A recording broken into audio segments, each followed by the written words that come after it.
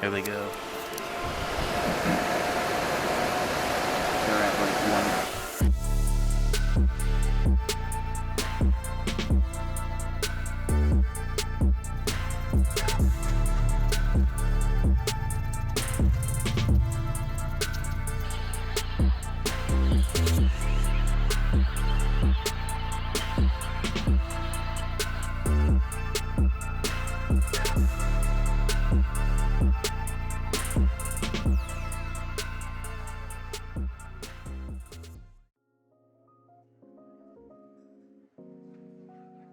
What's up, everybody, and welcome to Fixing a Viewer's Broken Gaming PC, Episode 2.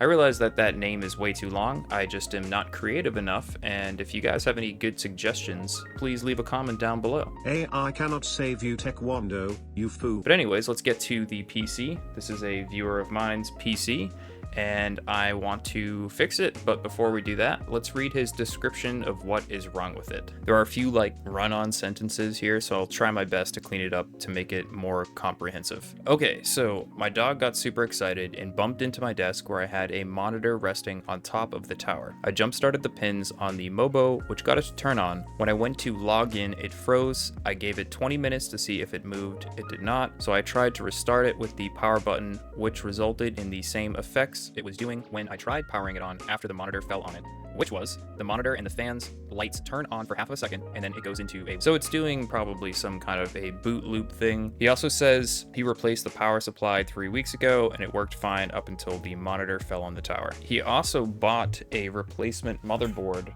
just in case, which is so nice of him, because a lot of times I have to source the parts, so when somebody actually buys the part ahead of time, good on that. So currently the computer is hooked up to this screen in the back over here, and I just have a basic keyboard and mouse hooked up to it. So we're gonna try to power it on and see if it does what the user is describing. And if it does, we'll switch to a different camera and go through how to fix it. Let's make sure it's powered on. I'm also gonna clean this out too. I don't have time to do it right now, but we'll do that tomorrow. I could tell. This is a very common Gigabyte motherboard thing too. A lot of Gigabyte motherboards seem to have this problem. I'm not sure why. Let's try pulling the CMOS battery out real quick. So unfortunately the CMOS battery is right underneath this card. So I'm just gonna pull the card out real quick and change the battery to a newer one because it probably needs it. And then we'll put it back in and see what happens. The thing I noticed too was he was using this bracket to hold the card in place, which on some OEMs they do that, but there were actually no screws in the card itself. So the card was kind of sagging, and that's probably why. Oh yeah, look at that dirty 3060 Ti. See all that in there too? We gotta clean that out. But before I do that, let's pull the battery and see what happens. I'm also gonna pop in this old GTX 1060 just to make sure, we gotta test everything. So maybe, maybe it is the card, we don't know.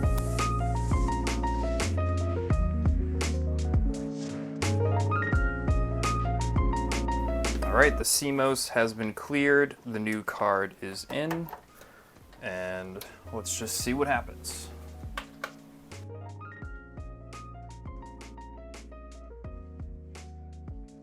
It's actually a pretty good sign right there. We still have no post yet though. All right, so the PC is clearly running better than it was. So we're gonna turn it off. I'm actually gonna take the card out and see if I can run the integrated graphics. This is a 9700K. So we'll just see if it posts with the integrated graphics. Maybe I need to reset it again or something. Let's see what happens.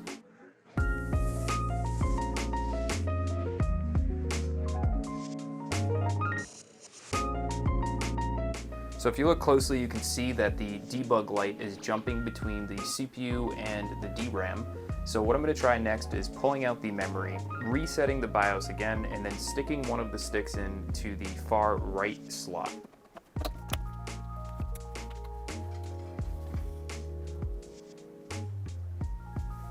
And we already got a post actually. And it looks like we're going into Windows. That's awesome. So let's throw the other stick of RAM back in and see if it posts with it in there, because it could be a bad memory channel or something that happened during the fall of his monitor. and the old recovery windows. All right, so I put the other stick of RAM back in. We're also gonna throw his GPU back in, and hopefully it will post together. And if it does, I'll do a little montage of cleaning it up and making it look a little better for him. Unfortunately, the stickers probably have to stay, but I don't know. I'll ask him.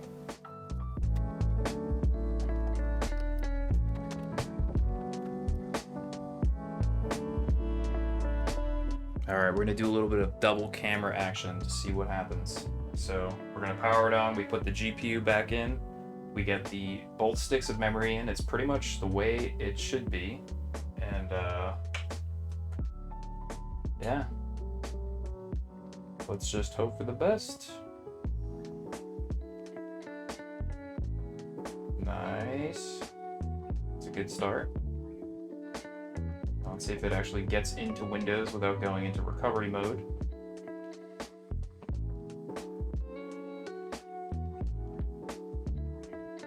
Yeah. All right. Now let's clean this dirty old girl up.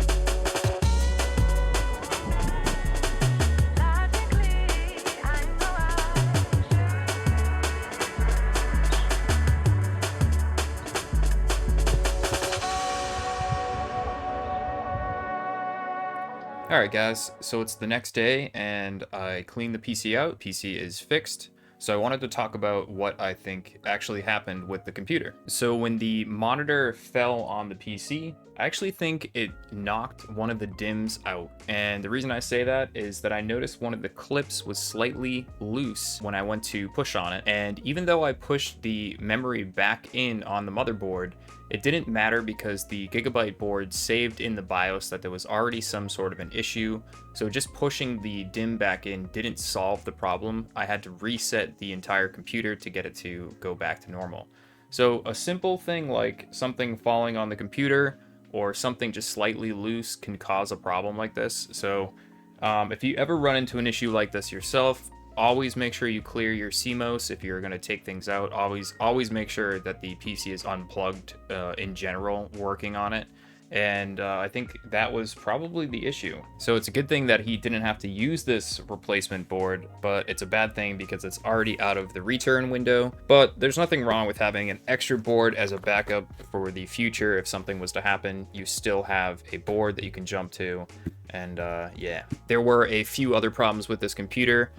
For one, the drivers were incorrect for the card, so the card was ramping up to like 100% when I turned it on. There we go.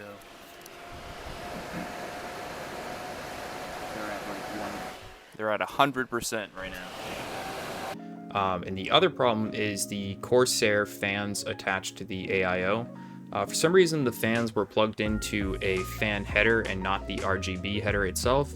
So it killed the LEDs in the fan over time, and now I can only get part of them to light up. He's going to be replacing the fans anyways, so we're going to leave it in its state like this. If you guys like the video, leave a comment on your thoughts, and yeah, I'll see you guys next time.